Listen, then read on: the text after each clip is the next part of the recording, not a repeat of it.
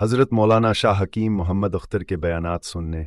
اور دیگر اصلاحی کتب کے لیے خانقاہ امدادیہ اشرفیہ کو سبسکرائب کریں اور بیل کے آئیکن کو پریس کریں۔ بسم اللہ الرحمن الرحیم۔ روح کی بیماریاں اور ان کا علاج، مجاہدات کے خون کا سمندر از مؤلف۔ سنو داستان مستر ذرا دل پہ ہاتھ رکھ کر، سنو داستان مستر ذرا دل پہ ہاتھ رکھ کر، یہ لہو لہا کا منظر میرا سر ہے زیر خنجر، یہ لہو لہا کا منظر میرا سر ہے زیر خنجر، میرے خون کا بحر احمر ذرا دیکھنا سنبھل کر، میں کلی ہوں نا شگفتہ میری آرزو شکستہ، میں ہوں ایک ہوش رفتہ میرا درد راز بستہ، میری حسرتوں کا منظر ذرا دیکھنا سنبھل کر، میرے دل میں غم نہا ہے میری چشم خوفشا ہے، میرے لب پہ وہ فغاں ہے کہ فلک بھی نوحہ خواں ہے، میری بے کسی کا منظر ذرا دیکھنا سنبھل کر، یہ تڑپ تڑپ کے جینا لہو آرزو کا پینا، یہ تڑپ تڑپ کے جینا لہو آرزو کا پینا، یہی میرا جام و مینا یہی میرا طور سینہ، میری وادیوں کا منظر ذرا دیکھنا سنبھل کر، میری آہ کا اثر ہے میرے درد کا ثمر ہے کہ جہاں بھی سنگ در ہے میرے آنسوؤں سے تر ہے، میری عاشقی کا منظر ذرا دیکھنا سنبھل کر، میرا غم زدہ جگر ہے میری چشم چشم تر ہے، میرا غم زدہ جگر ہے میری چشم چشم تر ہے، میرا بحر خون سے تر ہے میرا بر لہو سے تر ہے، میرے بحر و بر کا منظر ذرا دیکھنا سنبھل کر، وہ جو خالق جہاں ہے وہی میرا رازداں ہے، میرا حال خود زباں ہے میرا عشق بے زباں ہے، کسی بے زباں کا منظر ذرا دیکھنا سنبھل کر، میری فکر لامکاں ہے میرا درد جاویداں ہے، میرا قصہ دل ستاں ہے میری رگ سے خون رواں ہے، میرے خون کا سمندر ذرا دیکھنا سنبھل کر، میرا غم خوشی سے بہتر میرا خار گل سے خوشتر، میرا غم خوشی سے بہتر میرا خار گل سے خوشتر، میری شب قمر سے انور غم دل ہے دل کا رہبر، غم رہنما کا منظر ذرا دیکھنا سنبھل کر، یہ کرم ہے ان کا اختر، یہ کرم ہے ان کا اختر جو پڑا ہے ان کے در پر، کوئی زخم ہے جگر پر کوئی زخم ہے جگر پر، غم شام ہے سحر پر غم شام ہے سحر پر، میری زندگی کا منظر ذرا دیکھنا سنبھل کر۔ نمبر 32، بدنگاہی کرنے والوں کے گردے اور مثانے کمزور ہو جاتے ہیں، مادہ منی رقیق ہو جاتا ہے جس سے پیشاب کے قطروں کی شکایت اور سرعت انزال کی شکایت ہو جاتی ہے،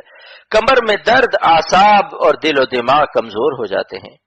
نمبر 33، بدنگاہی کرنے والوں کی آنکھیں بے رونق اور چہرے پر پھٹکار برستی ہے، کیونکہ بدنگاہی کرنے والے اور ان عورتوں کے بارے میں جو اپنے آپ کو بے پردہ دکھاتی پھرتی ہیں، رسول اکرم صلی اللہ علیہ وسلم نے فرمایا کہ لعنت فرمائے اللہ ناظر پر بھی اور منظور الیہا پر بھی،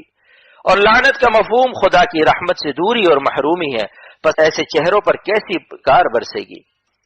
34 نمبر، حضرت سیدنا عثمان رضی اللہ عنہ کی مجلس میں ایک شخص بدنگاہی کر کے آیا تھا، آپ نے ارشاد فرمایا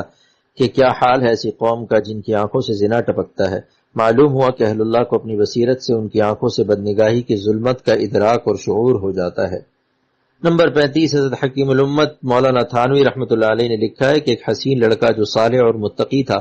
اس کو ایک بڑے میاں شہوت کی نظر سے بار بار دیکھتے تھے۔ اس لڑکے کو اپنے قلب کی سلامتی اور نور تقوی کی برکت سے ان کی آنکھوں سے اس بدنگاہی کی ظلمت کا احساس ہو گیا اور موقع مناسب دیکھ کر عرض کیا کہ بڑے میاں، آپ مجھے جو بار بار دیکھتے ہیں تو میرے قلب میں آپ کے اس عمل سے تاریکی محسوس ہوتی ہے۔ انہوں نے اقرار کیا کہ واقعی ہم گناہگار ہیں اور آپ کو بری نیت سے اور نفس کے تقاضے سے دیکھا کرتے تھے۔ اب میں توبہ کرتا ہوں کہ آپ کو دیکھنے سے آئندہ اپنی نظر کی احتیاط اور حفاظت رکھوں گا۔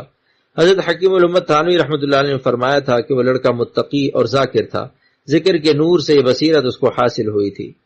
نمبر 36، بدنگاہی کی عادت کے ساتھ کوئی شخص اللہ تعالیٰ کا ولی نہیں ہو سکتا اور نہ ذکر و طاعت کی حلاوت اسے حاصل ہوگی۔ حضرت حکیم الامت تھانوی رحمۃ اللہ علیہ نے فرمایا کہ بدنگاہی کا یہی عذاب کیا کم ہے کہ ذکر و عبادت کی حلاوت مٹھاس ختم ہو جاتی ہے۔ نمبر 37، بدنگاہی کرنا ایسا ہے کہ دل غیر خدا کو دے دینا ہے، کیونکہ دل سینے سے نہیں چوری ہوتا، آنکھوں کے دروازے سے نکل جاتا ہے۔ اسی سبب سے حضرت سعدی شیرازی رحمۃ اللہ علیہ نے فرمایا ہے کہ خواہی کے بکس دل نہ دہی دیدہ ببند، اگر تو چاہتا ہے کہ دل کسی کو نہ دے تو آنکھیں بند رکھ حسینوں سے، کیونکہ این دیدہ کے شوق می برد دل بکمن، یہ شوق نظر دل کو سینے سے نکال لیتی ہے، اور دل تو اسی کو دینا چاہیے جس نے دل دیا ہے، اسی لیے اللہ والوں کو اہل دل بھی کہتے ہیں۔ اختر کا ایک شعر ملاحظہ ہو،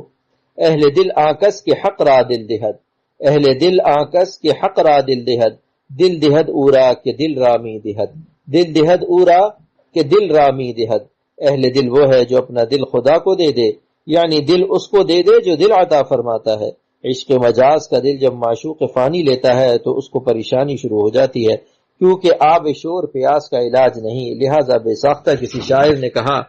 دل گیا رونق حیات گئی، دل گیا رونق حیات گئی۔ مگر اللہ والے جب اپنا دل خدا تعالی پر فدا کرتے ہیں تو اس خالق دل کی طرف سے ان کے دل میں وہ چین اور سکون عطا ہوتا ہے جو بڑے بڑے سلاطین کو خواب میں بھی میسر نہیں ہو سکتا۔ تمام کائنات اس سکون سے بے خبر ہے جو اللہ والوں کی روح کو رب الارواح سے عطا ہوتا ہے۔ جو شکر کا خالق ہے، جو قمر کا خالق ہے، جب وہ کسی کے دل میں اپنا رابطہ عطا فرمائے گا تو سمجھ لیجئے کہ کیسی کچھ مٹھاس اپنے قلب میں پائے گا اور وہ کیسا قمر دل میں پائے گا۔ یہ کون آیا کہ دھیمی پڑ گئی لو شمع محفل کی، یہ کون آیا کہ دھیمی پڑ گئی لو شمع محفل کی، پتنگوں کے عوض اڑنے لگی چنگاریاں دل کی، پتنگوں کے عوض اڑنے لگی چنگاریاں دل کی۔ طریق عشق میں دیکھیے کوئی جولانیاں دل کی،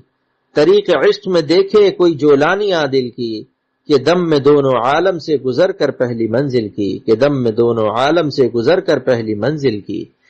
پس اللہ والوں کو انعام ملتا ہے اور ان کی رونق حیات اور بڑھ جاتی ہے، زندگی میں حقیقی زندگی عطا ہو جاتی ہے، کیونکہ جسم تو قائم ہے جان سے اور خود جان اپنے اندر جان پا جاتی ہے جب اپنے خالق سے رابطہ اور قرب کی دولت پا جاتی ہے، ورنہ خدا سے دوری میں جان خود بے جان ہوتی ہے، پھر ایسی بے جان جان سے جسم کی کیا رونق اور اس کو کیا سکون مل سکتا ہے۔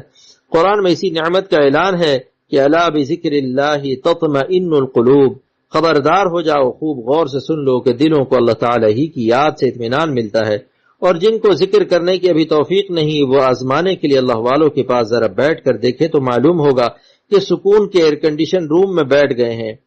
انشاءاللہ تعالی ان کا دل فیصلہ کرے گا، بشرطے کہ معاند بن کر نہ جائیں، قلب کے آئینے کو صاف کر کے جائیں، حسن ظن نہ ہو تو بدگمانی بھی نہ ہو، دل کو بالکل خالی کر کے کچھ دیر ان کی باتیں سنیں۔ جیسے مجنوں کو لیلا کی قبر سے لیلا کی خوشبو آتی تھی، اسی طرح ان اللہ والوں کے ابدان اور اجسام سے مولا کی خوشبو محسوس ہوگی، کیونکہ عطر کی شیشی سے بھی عطر کی خوشبو آتی ہے، جس شیشی میں قیمتی عطر ہوتا ہے اس شیشی کی بھی حفاظت اور قدر و منزلت کی جاتی ہے۔ انبیاء اور اولیاء کے اجسام کا احترام اور توقیر اس سبب سے معمور بھی ہے کہ ان کی ارواح میں مولا کریم رب العرش العظیم کے قرب و رابطے کا موتی چھپا ہوتا ہے۔ نمبر 38،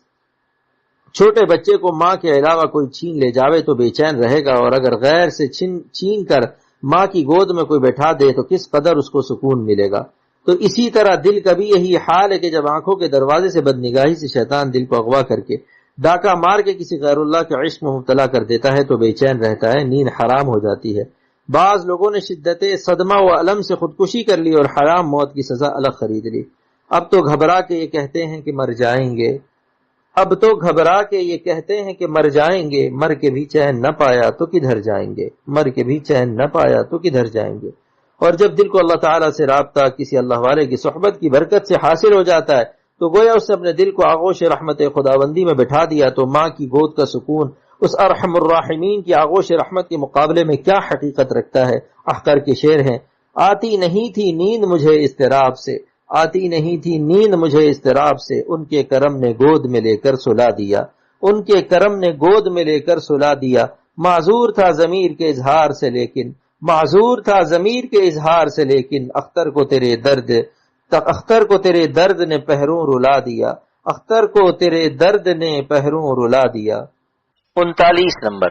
بدنگاہی سے محبت پیدا ہوتی ہے اور محبت بڑھتے بڑھتے عشق سے بدل جاتی ہے، پھر عقل مغلوب ہو جاتی ہے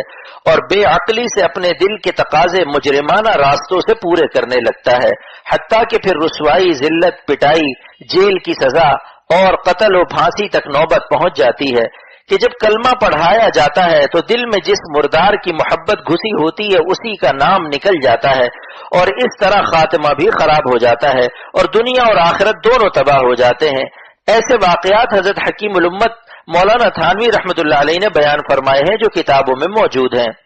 نمبر 40، حسین صورتوں کی طرف جذب و کشش کے متعلق مولانا رومی رحمۃ اللہ علیہ فرماتے ہیں، غرض صورت بگزری اے دوستاں، गर्ज सूरत बगुजरी ए दोस्ता गुलिस्ता अस्त गुलिस्ता। ए दोस्तों, अगर सूरत परस्ती से तुम खलासी पा जाओ, फिर हक ताला के कुर्ब का बाग ही बाग तुम्हें नजर आएगा।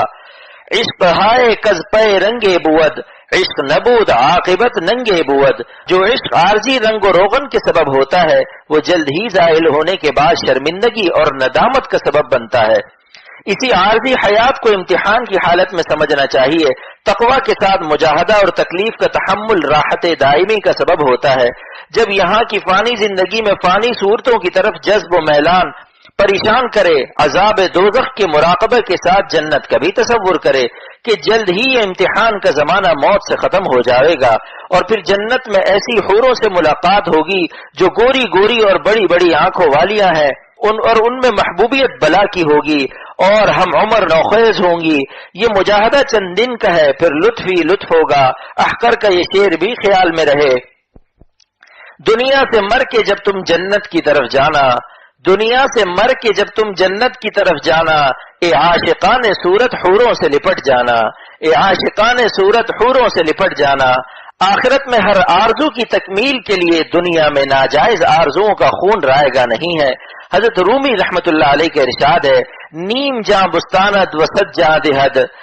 ऊंचे दरो हिम्मत नया यद आ दिहद। मुजाहिदे में हक ताला बंदों से आधी जान लेते हैं और उसके एवज में 100 जाने अता फरमाते हैं। क्या ही नफा बख्श तिजारत है कि आधी जान के बदले में उस करीम रब से 99.5 ज्यादा पावेगा और इससे भी ज्यादा वो नेमतें अता फरमाएंगे जो तुम्हारे वहम में भी इस वक्त मुतसव्विर नहीं हो सकती हैं। न हमा मुल्क जहां दो दिहद, बल्कि सदहा मुल्क गोना गो दिहद। सिर्फ इसी दुनिया हकीर का मुल्क नहीं अता फरमाते, बल्कि सैकड़ों मुल्क बातिनी किस्म किस्म के अता फरमाते हैं। दुनिया में बस इस तरह से जीना चाहिए कि हक ताला जिस तरह खुश हो, इसी में हम भी खुश रहें। अपनी तजवीज खत्म करके लज्जत तस्लीम चखिए। अहकर के 4 अशार, हकीकत बंदगी की है यही ए दोस्तों सुन लो, हकीकत बंदगी की है यही ए दोस्तों सुन लो, दिले पुर आरजू रखते हुए बेआरजू रहना। अलामत जज्ब पिन्हा की यही मालूम होती है, तेरी खातिर मेरी हर सांस वक्फे जुस्तजू रहना। ये दावत बेजुबां भी है मगर आतिश फिशा भी है, ये दावत बेजुबां भी है मगर आतिश फिशा भी है। गरेबां चाक होकर इश्क हक में कूबकू रहना। किसी खाकी पे मत कर खाक अपनी जिंदगानी को, जवानी कर फिदा उस पर के जिसने दी जवानी को। इस शेर की तशरीह यह है कि एक बिलाक बाज मकामात पर उसको ईंट कहते हैं जो सुर्ख रंग की होती है, जिससे यहाँ मकान तामीर किए जाते हैं। 2 रुपए कीमत से खूब सीमट डालकर तैयार करें और उसको किसी भंगी के मकान में लगा दें, और इसी तरह दूसरा बिलाक इसी कीमत का अपने बैतुल खला में लगा दें, और इसी कीमत का तीसरा बिलाक मस्जिद की तामीर में लगा दें, और चौथा बिलाक इसी कीमत का मस्जिद नबवी में लगा दें, और 5वां बिलाक इसी कीमत का खाना काबा में लगा दें। तो आप खुद फैसला करेंगे कि ये सब बिलाक अपनी कीमत के एतबार से तो यकसा और बराबर हैं, मगर मौका इस्तेमाल से क्या इनकी हैसियतों और शराफतों में फर्क नहीं हुआ? क्या बैतुल खला के अंदर का बिलाक दावाए हमसरी कर सकता है मस्जिद के अंदर लगे हुए बिलाक से? बस अगर इसकी जवानी तूफानी ख्वाहिशात की नजर कर दी गई तो मरने सड़ने गलने वाली लाशों पर जवानी का बिलाक लगकर जवानी बेकीमत हो गई। खाक से बना आशिक खाक से बने माशूक पर फिदा होकर तबाह हो गया। खाक जब खाक पर फिदा होगी तो गोया खाक ने अपने को खाक में मिला दिया। जैसा कि कब्रिस्तान में आशिक और माशूक दोनों की कब्रों में 6 माह बाद उनका हशर देख सकते हो कि दोनों खाक होकर रह गए। बरअक्स इसके अगर जवानी को हक ताला की इबादत में सर्फ किया और उनकी रजा के ताबे कर दिया तो गोया जवानी के बिलाक को रज़ा-ए इलाही के महल में लगा दिया। फिर ये जवानी किस कदर कीमती होगी। हक ताला की इस तौफीक पर वो जवानी जिस कदर भी शुक्र करे हक अदा नहीं हो सकता, और क़यामत के दिन इस जवान को अर्श का साया आता होगा और कैसे कैसे इनामात से नवाजा जाएगा। बस खून अरमा का गम न करे बल्कि शुक्र करे और बज़बान हाल कहे, सरे दोस्ता सलामत के तू खंजर आजमाई, सरे दोस्ता सलामत के तू खंजर आजमाई। खुलासा रिसाला ये है कि बदनिगाही और इश्क मजाजी अजाब इलाही है, दुनिया और आखिरत दोनों की। जिसे तबाही मंजूर हो वही इस बीमारी के इलाज से गफलत करता है। ایسے مریضوں کو چاہیے کہ فوراً کسی روحانی معالج یعنی اللہ والے شیخ کامل سے اپنا حال بتا کر علاج شروع کر دے، اور ہرگز یہ خیال نہ کرے کہ اللہ والے ایسے برے حالات سن کر حقیر سمجھیں گے یا نفرت کریں گے، بلکہ یہ حضرات ایسے بیماروں پر نہایت درجہ شفقت و مہربانی کرتے ہیں اور اس خدمت کو اپنی خوش قسمتی اور حصول رضائے الہی کا ذریعہ سمجھتے ہیں، اور ان حالات کو امانت سمجھ کر کسی مخلوق پر ظاہر بھی نہیں کرتے۔ ماں باپ سے بھی زیادہ رحمت و شفقت اور مہربانی اگر دیکھنا ہو تو اللہ والوں کی صحبت میں مشاہدہ کریں۔ انشاءاللہ تعالی اللہ والوں کے پاس آنے جانے کے اہتمام کو اور ان کے مشورے پر عمل کو اس شدید بیماری اور ناسور کہنا سے شفائے کاملہ کے لیے اکثیر اور مجرب پائیں گے۔ الحمدللہ کہ یہ باب عشق مجازی و بدنگاہی ماں علاج آج ختم ہوا۔ حق تعالی اپنی رحمت سے قبول فرمائے اور نافع فرمائے، آمین۔ رضوان کی چین اینڈ گفٹ سینٹر لایا آپ کے کاروبار کی تشہیر کے لیے لکڑی، پلاسٹک اور میٹل کے کی چین، کلاک، موبائل سٹینڈ اور دیگر گفٹ آئٹمز اپنی دکان، سکول، ریسٹورنٹ اور فیکٹری وغیرہ کی مشہوری کے لیے اپنے پسندیدہ کی چین، کلاک اور دیگر ڈیکوریشن اور گفٹ آئٹم تیار کروائیں۔ برائے رابطہ 0306 6167 0345 9630 979۔ رضوان کی chain and gift centre, Shahdara, Lahore.